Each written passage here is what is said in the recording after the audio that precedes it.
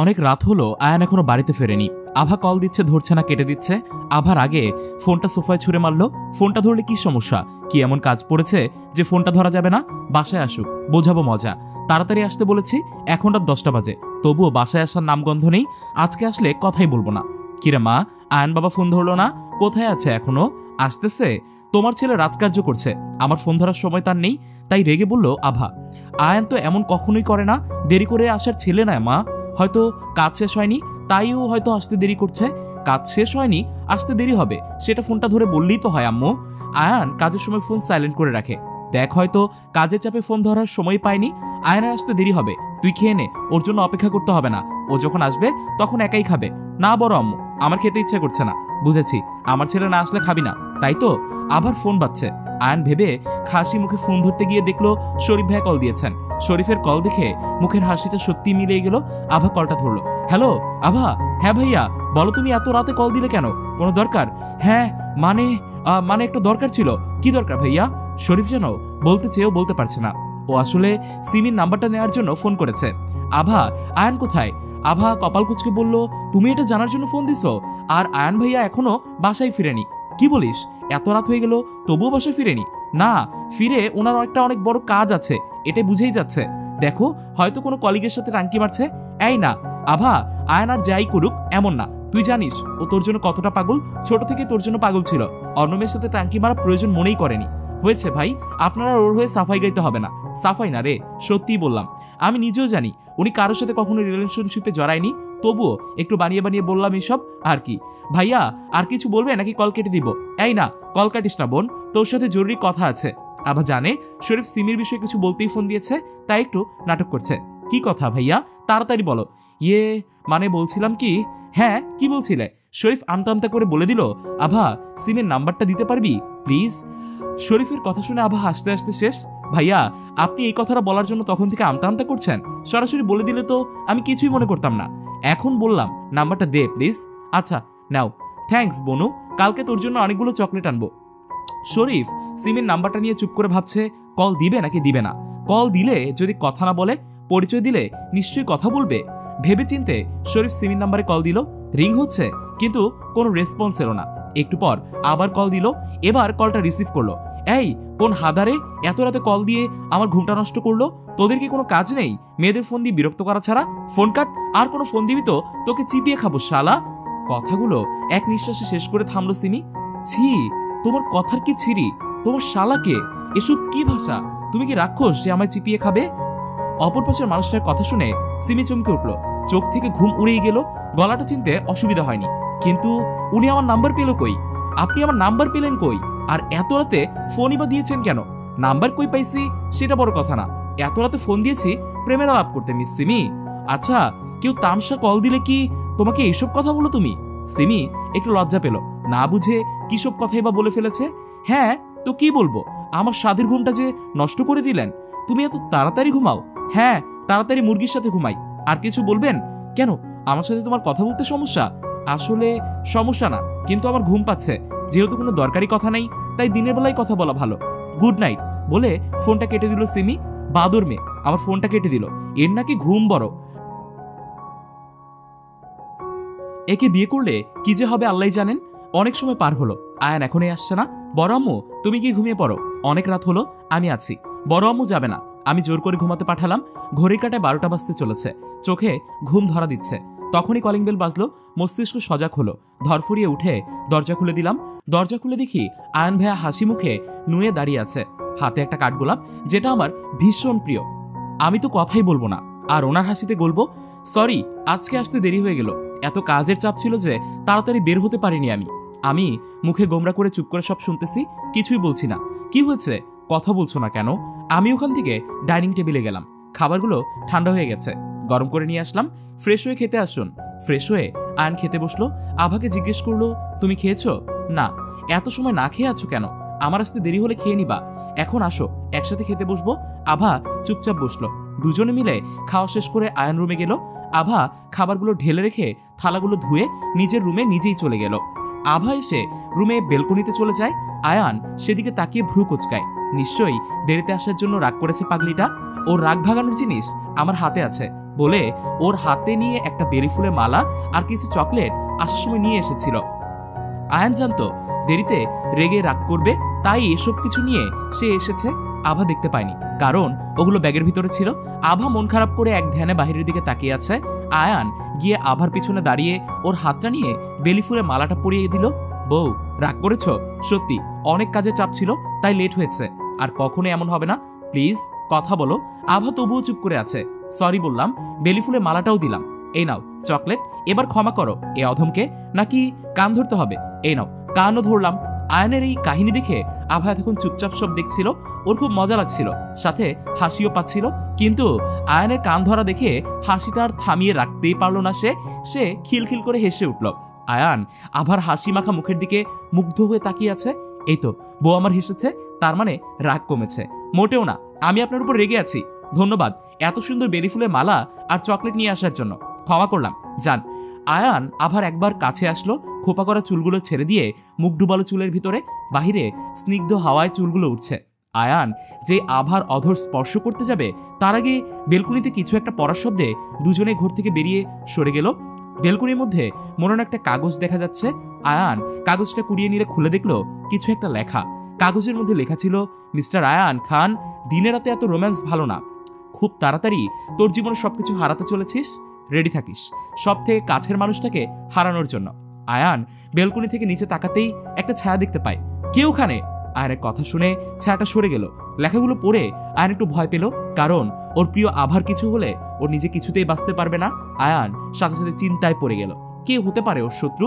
খোঁজ লাগাতে হবে আর আভাকে সাবধানে রাখতে হবে। আভা জিজ্ঞেস করলো, কি আছে লেখা কাগজে? কই, কিছুই না, চলো রুমে যাই, ঘুমাবো। কাগজে কিছু লেখা নেই, তাহলে কাগজটা খোলার পর থেকে এমন ঘাবড়ে আছেন কেন? কথা এড়াতে আভাকে নিয়ে রুমে গেল আয়ান। আয়ান আভাকে এসব বলে চিন্তায় ফেলতে চায় না, ও এমনিতেই অনেক ভয় পায়, এসব দেখলে আরো বেশি ভয় পাবে। ওরা দুজনে রুমে যাওয়ার পর সেই ছায়া আবার বাহির হয়ে আসলো।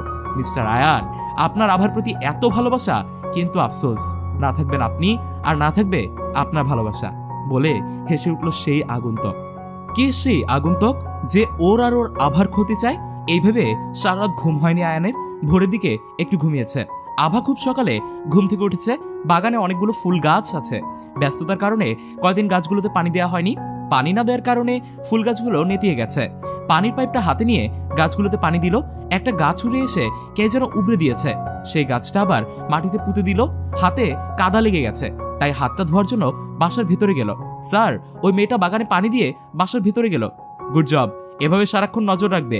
24 ঘন্টার আপডেট আমার চাই, সুযোগ পেলেই কাজ হাসিল করব। বড় আম্মু, সবার জন্য খাবার কিন্তু আমি বানাবো। না, তোকে কিছুই করতে হবে না। উফ বড় আম্মু, আর কত নানা করবে?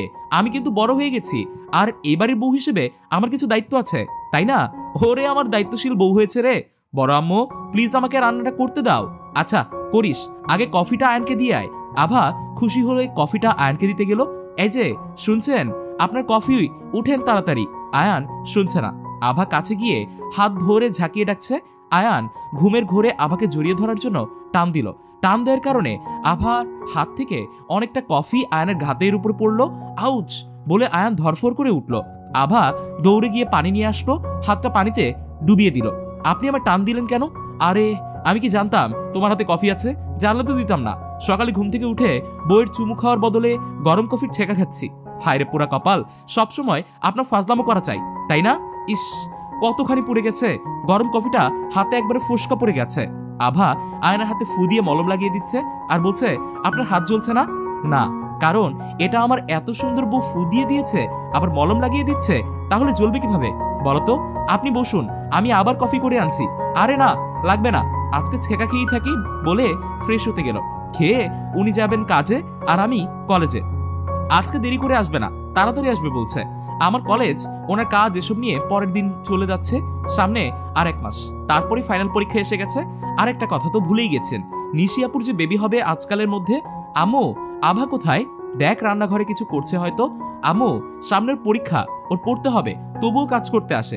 আমি তো মানা করি, ও কি সোনার মেয়ে? কাজ করতে মানা করলে বলে এইবারের বউ হিসেবে নাকি ওর দায়িত্ব সবার খেয়াল রাখা, কাজ করা। দায়িত্ব ঠিক আছে, পরীক্ষার পর যেন দায়িত্ব পালন করে। তুই গিয়ে ঘাড় ধরে পড়াতে বস, তাহলেই বসবে। রান্নাঘরে কেন এসেছো?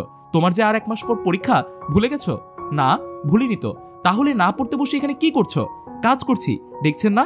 তোমার কাজ করতে হবে না, কাজ করার অনেক মানুষ আছে। তুমি চলো পড়তে বসবে। আরে আমি কাজ করলে সমস্যা কি? বাড়ির বড় বউ আমি। ও তাই না? কাজ করার এত বাহানা, পড়তে বসার জন্যই তো এরকম করছো, তাই না? চলো শুধু পড়বেই আজ। আয়ান আভাকে জোর করে এনে পড়তে বসিয়েছে। আভা পড়ছে, আয়ান ওর পাশেই বসে আছে। আভার পড়তে ভালোই লাগছে না, তাই ওর মাথায় বুদ্ধি আসলো। আয়ানের গলা জড়িয়ে ধরে বলল, আমার না মাথা ব্যথা করছে, খুব ঘুম পাচ্ছে। আয়ান ভ্রু কুচকে বলল, না পড়ার ধান্দা বাদ দাও, আর দূরে সরো।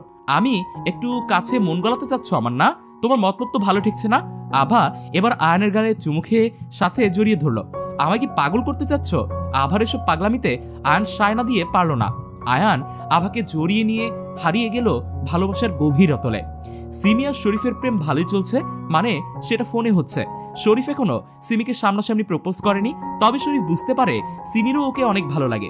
আগের মতোই ঝগড়া করে, তবে ওর প্রতি দুর্বল হয়েছে। এই তো সেদিন শরীফ সিমিকে মজা করে বলছিল, একটা মেয়ে দেখো তো, বয়স অনেক হলো, বিয়ে করতে হবে। এই কথা বলতেই সিমি রেগে গালি দিয়ে ফোন কেটে দিয়েছিল। পরে 2 দিন আর কোনো ফোন ধরেনি, কথাও বলেনি। অনেক কষ্টে মানিয়েছি। শরীফ ভেবে রেখেছে পরীক্ষার পর একেবারে সিমির বাসায় বিয়ের প্রস্তাব দিবে। আব্বু আম্মু কবে আসবে? তোর আব্বু আর বড় আব্বু শহরে একটা কাজে গেছে, কালকে আসবে হয়তো। কোনো কিছু দরকার? না আম্মু, তেমন কিছু না, আব্বুকে মিস করছি, তাই ফোন করে কথা বল। আভা ওর বাবাকে ভিডিও কল দিল। আমার মা কেমন আছে? ভালো নেই আব্বু, তুমি কবে আসছো? তোমাকে মিস করছি। কাজ শেষ হলে আজ বা কালকে সকালে রওনা দিব মা। ঠিক আছে। বড় আব্বু কোথায়? পাশেই বসে আছে, নে কথা বল। মামুনি কেমন আছো? ভালো নেই বড় আব্বু, তোমরা তাড়াতাড়ি বাড়িতে চলে আসো, বাড়িটা কেমন ফাঁকা ফাঁকা লাগে। তোমরা নেই, নিশি আপু নেই, আগের মতো আর আড্ডাও হয় না। কালকে আসবো মামুনি, তোমার কিছু লাগবে? কিছু নিয়ে আসবো? না বড় আব্বু, কিছুই লাগবে না, তোমরা আসো তাহলেই হবে। তোমার জন্য আসার সময় তোমার ফেভারিট চকলেট নিয়ে আসবো। ঠিক আছে বড় আব্বু। কথা বলা শেষ, আয়ান রেডি হচ্ছে, কাজে যাবে। আয়ান আগেই কাজে চলে গেছে। আভা আজকে একা যাবে কলেজে পরীক্ষার বিষয়ে বলার জন্য, স্যার যেতে বলেছেন। একা কলেজে যাওয়ার জন্য রেডি হয়ে গেল, বাহিরে রিক্সার জন্য অপেক্ষা করছে। যদিও গাড়িতে করে যেতে পারতো, কিন্তু আভার রিক্সায় যেতে বেশি ভালো লাগে। স্যার আজকে ওই মেয়েটা একা বেরিয়েছে, ওর সাথে কেউই নেই। কি করব? তুমি নজর রাখো, আমি আসছি। সুযোগ পেলেই ক্লোরোফিল দিয়ে মুখে অচেতন করে ফেলবে। আভা রিক্সাতে করে কলেজে আসতে মাঝ রাস্তায় একটা বাচ্চাকে কাঁদতে দেখে রিক্সা দাঁড়াতে বলল।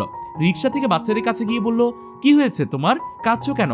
আপু আমার মা খুব অসুস্থ, ঔষধ কেনার টাকা নাই, মা অসুখে কাতরাচ্ছে। বাচ্চাটার কথা শুনে আভার খারাপ লাগলো। আচ্ছা চলো আমি তোমাকে ওষুধ কিনে দিব। আভা বাচ্চাটাকে ওষুধ কিনে দিল। তোমার আম্মুকে ওষুধ খাইয়ে দিও, সুস্থ হয়ে যাবে।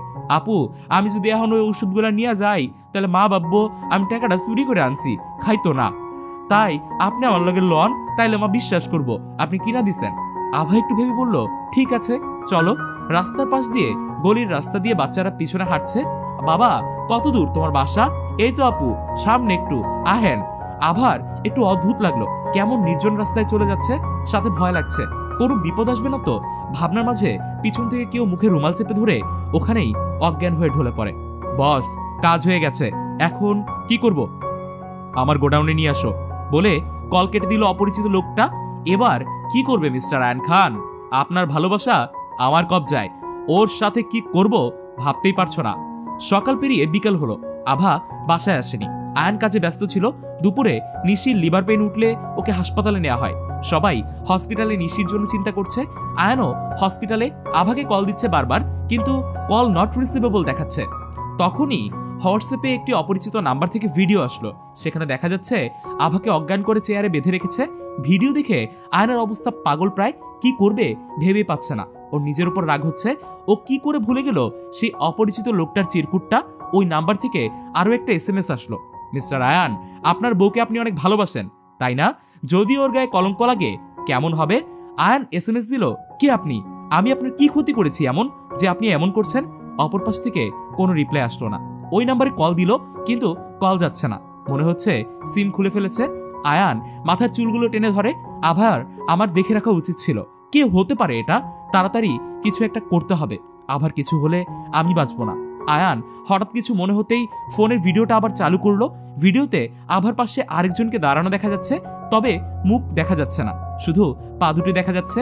আয়ান ভিডিওটা বন্ধ করে কাকে যেন কল করলো। হ্যালো, একজনের পিক দিচ্ছি, 30 মিনিটের মধ্যে ওর সব ডিটেলস আমার চাই। নিশির অপারেশন শেষ, ওর ছেলে হয়েছে, সবার কত আনন্দ। আয়ান বাসার কাউকেই আভার মিসিং এর ব্যাপারে কিছুই বলেনি। আয়ান চায় না সবাই অহেতুক চিন্তা করুক, শুধু আবিরকে জানিয়েছে, আম্মু আমার কিছু কাজ আছে, আসছি। কই যাবি তুই? আর আভা কই? আম্মু ও বাসায় গেছে, আমি ওকে নিতে যাচ্ছি। সবাইকে মিথ্যা বলে বেরিয়ে পড়লো। যদিও আবির ওর সাথে আসতে চেয়েছিল, কিন্তু আয়ান ওকে সাথে নেয়নি। আবিরের এখন নিশির পাশে থাকা দরকার। কখন কি না কি লাগে। আয়ানের ফোনে কল আসলো। হ্যালো, সব ডিটেলস পেয়েছো? ও পাশে কি বললো বোঝা গেল না। ওকে ধন্যবাদ সব ডিটেলস দেওয়ার জন্য। পাকনা গজিয়েছে না? আমার প্রাণ পাখি নিয়ে টানাটানি করিস। আচ্ছা, আসছি। আভার জ্ঞান ফিরে আসলে নিজেকে একটা অন্ধকার রুমে চেয়ারে বাঁধা অবস্থায় দেখতে পায়। ওর সাথে কি হয়েছিল মনে করতেই মনে পড়লো ওই বাচ্চা ছেলেটার সাথে গিয়ে কেউ পিছন থেকে মুখে রুমাল চিপে ধরে তাকে অজ্ঞান করে ফেলেছে। আভা ভয় পেল, পুরো শরীর কাঁপছে। এখানে অজ্ঞান করে নিয়ে এসেছে মানে নিশ্চয়ই কোনো খারাপ মতলবেই নিয়ে এসেছে। আশেপাশে কেউ নেই। আভার হাতের বাঁধন খোলার চেষ্টা করছে, কিন্তু তার আগে চেয়ারটা উল্টে যায়। চেয়ার পড়ার শব্দ শুনে 3 জন লোক আসে। আপনারা কারা? আবার আটকে রেখেছেন কেন? আমরা কে সেটা না জানলেও চলবে। আর ধরে এনেছি কারণ এটা আমাদের নির্দেশ ছিল। কে নির্দেশ দিয়েছে আমাকে আনার? এত ভালো কথা ভালো লাগে না। কে নির্দেশ দিয়েছে সেটা একটু পরেই দেখতে পারবেন। ওনারা আসছে, অপেক্ষা করুন। আভা ভাবছে কে হতে পারে, কারা ওর ক্ষতি চায়। 3টে ছেলের মধ্যে একজন বলে উঠল, ওই তো এসে গেছে। যে ধরে আনার অর্ডার দিয়েছে সেটা দেখার জন্য আভা তাকিয়ে আছে। কেউ ওর দিকে হেঁটে আসছে, কিন্তু অন্ধকারের জন্য মুখটা দেখা যাচ্ছে না।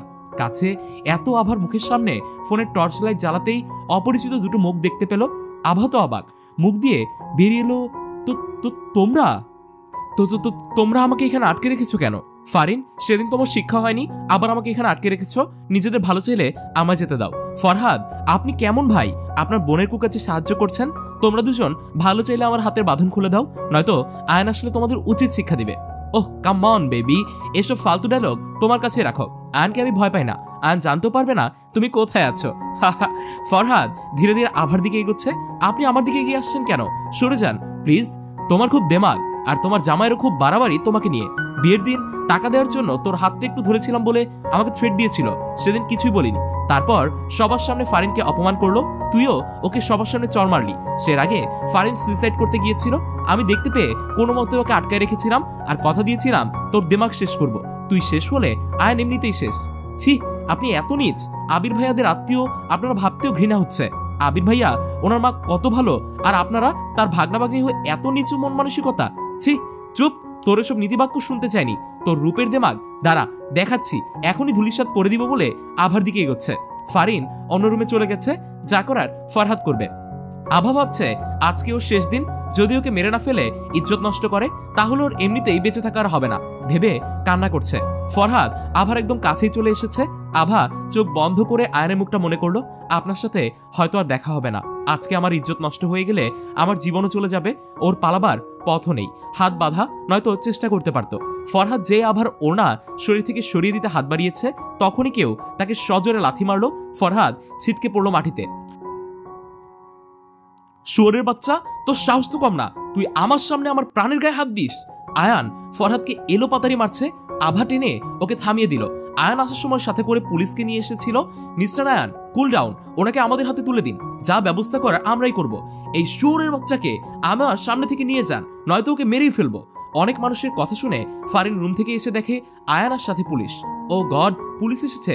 আর আয়ান কিভাবে জানলো আমাকে এখান থেকে পালাতে হবে? চুপি চুপি দৌড়ে ফারিন যেই পালাতে যাবে, আভা ফারিনকে দৌড়ে গিয়ে ধরে এনে কয়েকটা থাপ্পড় মারলো। তোমাকে আগেই বলেছিলাম ছেড়ে দাও, নয়তো ভালো হবে না। দেখলে তো কি হলো, একটা মেয়ে হয়ে আরেকটা মেয়ের ইজ্জত করে নেওয়ার চেষ্টা করছিলে, তার জন্য নিজের ভাইকেও ব্যবহার করলে। অফিসার, একেও নিয়ে যান। যাও, 2 ভাই বোন মিলে শ্বশুর বাড়ির হাওয়া খেয়ে আসো। পুলিশরা ওদের নিয়ে গেল।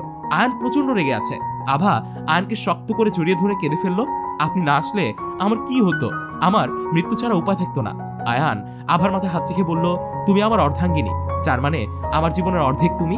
আমি যতক্ষণ বেঁচে থাকবো তোমার কিছুই হতে দিব না। আভার চোখের পানিগুলো মুছে দিল। তাড়াতাড়ি চলো, হসপিটালে যেতে হবে। বাসার কাউকেই তোমার ব্যাপারটি জানাইনি। হসপিটালে যাব কেন? আমার তো কোথাও লাগেও নি, আপনারও তো কোথাও লাগেনি। তাহলে দুপুরে নিশির লিভার পেইন ওঠার কারণে হসপিটালে ভর্তি করা হয়েছিল। বিকেলে নিশির ওর ছেলে বেবি হয়েছে। কি সত্যি? নিশির বেবির কথা শুনে আভার মুখে আর হাসি ধরছে না। নিশি আপুর বেবিটা কেমন হয়েছে? তোমার চিন্তায় বেরিয়ে এসেছি, এখনো দেখিনি। দুজনে একসাথে গিয়ে দেখবো। একটা কথা বলুন, আমি এখানে আছি আপনি জানলেন কিভাবে? জানতেই হবে। হ্যাঁ, বলুন, আমার খুব জানতে ইচ্ছে করছে। গাড়িতে বসে যেতে যেতে বলছি। এবার বলেন কিভাবে আমায় খুঁজে পেলেন? আয়ান সিট বেল্টটা লাগিয়ে গাড়ি স্টার্ট করলো। তোমাকে যখন ফরহাদ আর ফারিন ধরে বেঁধে নিয়ে যাচ্ছিল, ওটার একটা ভিডিও করে ফরহাদ অচেনা নাম্বার দিয়ে আমার হোয়াটসঅ্যাপে পাঠায়। ভিডিও দেখে আমার মাথায় কাজ করছিল না, কি করব, কোথায় দেখাবো, কোথায় খুঁজবো, কিছুই বুঝতে পারছিলাম না। তারপরে মনে পড়লো ভিডিওতে তোমার পাশে কারো পা দেখা যাচ্ছিল। কিছু মনে হতেই ভিডিওটা আবার চালু করি। ভিডিওতে পাটা ফারিনের ছিল। ফারিনের পায়ের আঙুলে হাতের আংটির মতো ছিল কি জানি বলে, ওর পা দেখে চিনতে পেরেছি। তারপর এক বন্ধুকে বলি ফারিন কোথায় আছে খোঁজ লাগাতে। খোঁজ নিয়ে জানতে পারলাম ও বাসায় আছে, কিন্তু ও আর ওর ভাই গাড়ি নিয়ে কই যেন গেছে। আমিও হসপিটাল থেকে বেরিয়ে ওদের পিছু নেই। বাবা, আপনার তো সেই বুদ্ধি, কিন্তু ফারিনের পায়ে কি আছে সেটাও দেখে রেখেছিলেন। পছন্দ হয়েছিল তাই তার ওসব দেখেছিলেন। আরে রাগ করতেছো কেন? ওর পায়ের দিকে একদিন নজর পড়েছিল, তাই দেখেছিলাম বলে আজ তোমাকে বাঁচাতে পারলাম। ধন্যবাদ জামাই। আর একটা কথা। কি কথা? আপনি যদি ওদের সাথে আসেন তাহলে দেরি হলো কেন? ওরা তো অনেক আগেই এসেছিল। আমি পুলিশদের নিয়ে আড়ালেই ছিলাম, দেখতেছিলাম ওরা কি বলে। ওরা ওদের কথা নিজের মুখে স্বীকার করলো। এখন কি আমরা হসপিটালে যাব? হ্যাঁ। বাচ্চাকে দেখবে না? অবশ্যই দেখবো, আমি তো অপেক্ষা করে আছি। বাচ্চাটা নিশ্চয়ই নিশিয়াপুর মতো হয়েছে। কার মতো হয়েছে সেটা গেলেই দেখতে পারবে। একটা জুয়েলারি দোকানের সামনে গাড়ি দাঁড় করায়েন। জুয়েলারি দোকানের সামনে গাড়ি দাঁড় করাবো কেন? তুমি কি কোনো গহনা নিবে? আপনি দেখে কিছুই জানেন না। আমি গহনা নিব না, বাচ্চার জন্য একটা চেন নিব। প্রথম বাচ্চার মুখ দেখলে কিছু দিতে হয়, আর আপনি তো বাচ্চার মামা, আর আমি মামি প্লাস খালামণি। হ্যাঁ, তাই তো ভুলেই গিয়েছিলাম। আয়ান আভা একটা জুয়েলারি দোকানের সামনে নামলো। সুন্দর দেখে বাচ্চার জন্য একটা চেন কিনলো। ছেলে বাচ্চার জন্য চেন কেমন দেখায়, কিন্তু আর কিছুই দেওয়ার মতো নেই। বাচ্চার বদলে বাচ্চার মা পড়বে। গাড়ি থেকে নেমে আমি হসপিটালের ভিতরে দৌড়। আয়ান পিছন থেকে বলছে, দৌড়াচ্ছ কেন? পড়ে যাবে। আভা আর এক কথা না শুনে দৌড় দিল।